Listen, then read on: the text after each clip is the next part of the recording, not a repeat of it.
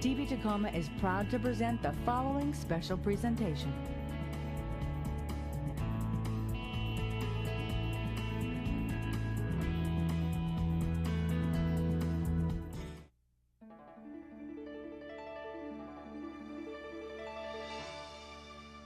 Welcome to the Dr. Martin Luther King Jr. birthday celebration.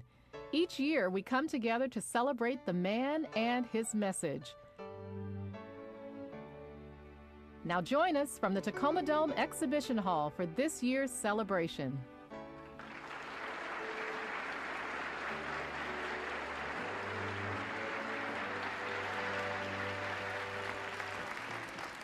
Good afternoon. What a pleasure to see so many of you. I thought to myself, as I was driving here, I thought there's not going to be very many people here because of the snow, but how persistent of us to go through the snow. If Martin Luther King could go through all the things he went through, the least we can do is drive through a little bit of snow to get here and honor him today. It is my great pleasure to introduce our keynote speaker today. Esther Nicholson is an author, radio show host, licensed recovery therapist, and inspirational recording artist who brings her music and her message of life-changing spiritual teachings tempered by 25 years of sobriety to audiences around the globe. As a vocalist, she has toured with Rod Stewart, Bette Midler, and many others, and has appeared on such television shows as Oprah, The Tonight Show, The View, Good Morning America, and The Ellen DeGeneres Show.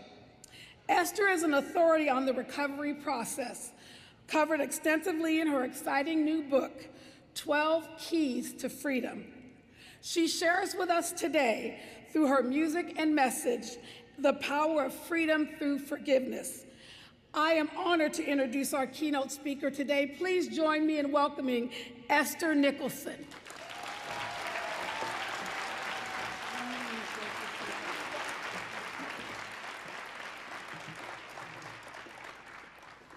Thank you. I am so honored to be here celebrating with you today the birth, the life, and legacy of a great man, Dr. Martin Luther King.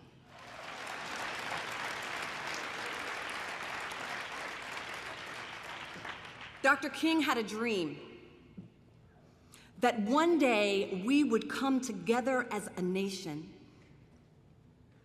with a unified intention towards forgiving and healing the past. He had this dream for us that one day we would cease blaming others for our pain, and that one day we would stop holding anything or anyone else accountable for our freedom, our joy, our prosperity, and our peace of mind. He understood that the same power that he had access to, the same power that he tapped into, that made the impossible possible, that we have that power within us. He believed that, he knew that. Dr. King also understood that by holding unforgiveness in our hearts, we were binding ourselves in the very chains we were attempting to break free from. The chains of resentment, which is the remembering, the retelling, and reliving of a painful event long after it has passed.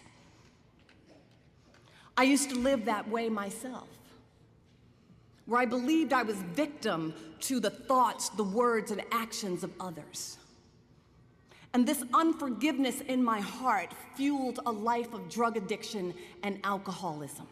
I thought if I told my painful story long enough, if I relived the same old pain long enough, that I was somehow hurting my enemies. But in reality, I was simply ingesting my own poison. There had to come a day, and there came a day, when I made a conscious decision to reclaim my freedom, to reclaim my wholeness, that is my divine birthright as a child of God. Through the power of forgiveness. And as a result, I stand here today before you with 25 years of sobriety.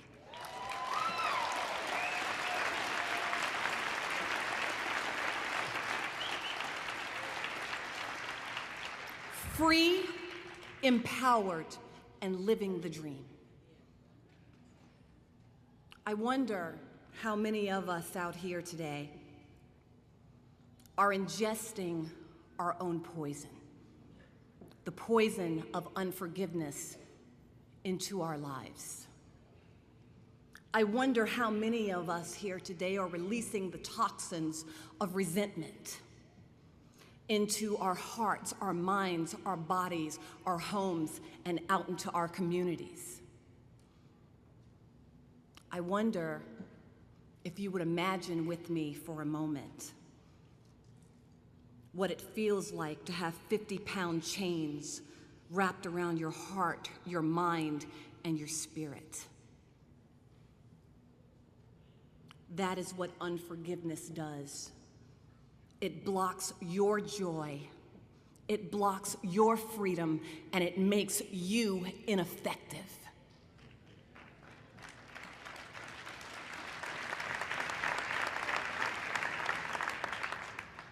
And now I want you to just take a moment and imagine love. There's a great Sufi poet by the name of Rumi that says, "There is a field beyond right and wrong. I'll meet you there."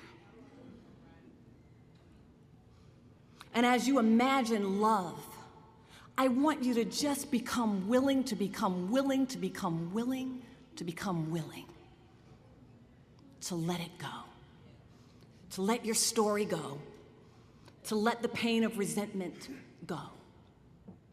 And I say willingness because willingness is the beginning of possibility. Willingness is the beginning of freedom. I say the beginning because forgiveness is a process. It's not easy. Dr. King didn't do this because it was easy. He did it because he knew that by anchoring in this extraordinary power, that it was possible. I outlined this forgiveness process extensively in my book, 12 Keys to Freedom. We are standing at a recovery moment in history where it is no longer acceptable to identify ourselves as us over here and them over there.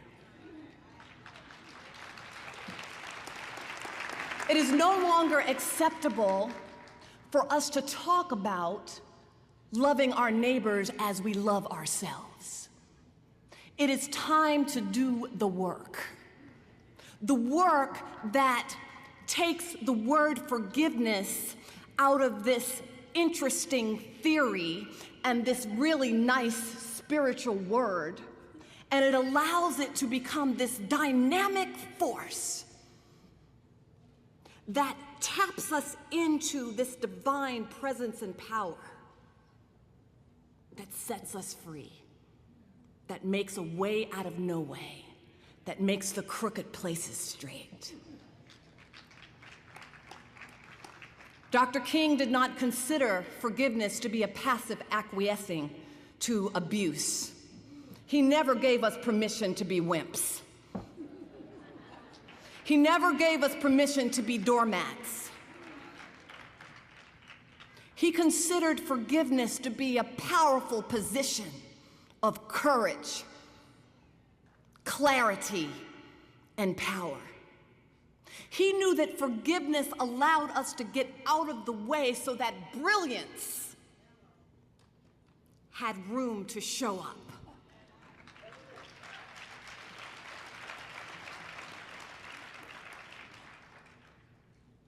My mentor has always said, the pain pushes until the vision pulls.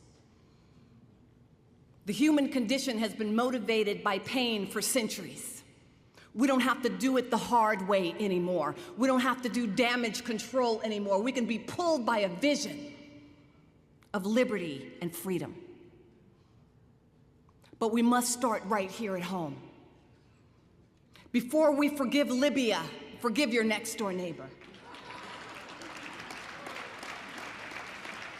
Before you forgive and heal Iraq, forgive your brothers and sisters.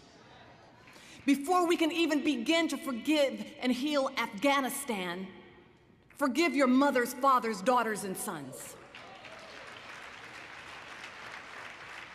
And before we can begin to heal the planet, we must start right here in our very beingness and begin to heal those false beliefs of unworthiness, undeservingness, and fear.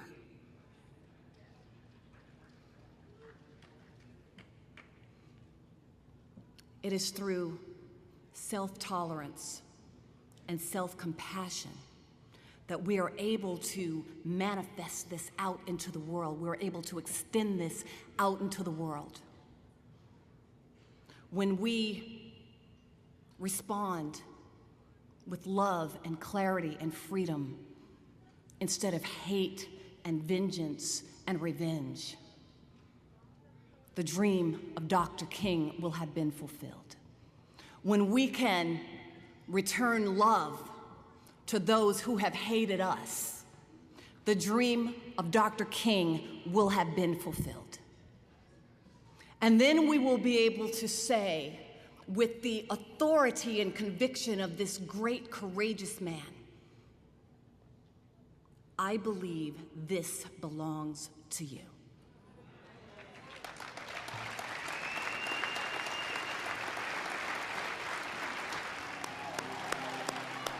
Bravo, bravo. Ms. Ester Nicholson, ladies and gentlemen.